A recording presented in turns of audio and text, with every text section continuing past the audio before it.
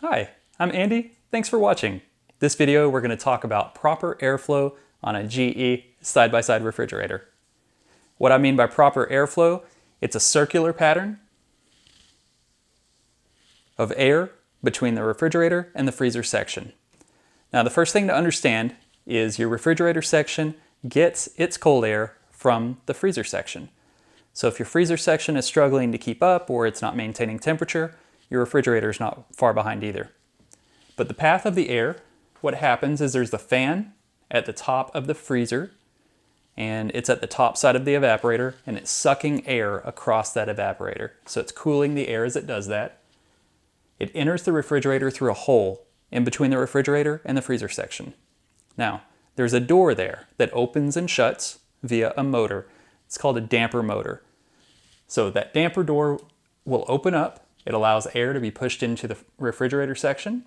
It then travels down and is sucked in through another hole near the bottom of the refrigerator section. That air is drawn in through some vents at the bottom of the evaporator. The air again is sucked through the evaporator, the frosted up coils, and that's how it's cooled. And then the fan does its job, pushes it back through the damper door again. And that whole process starts over again. Now in a perfect world, that's airflow.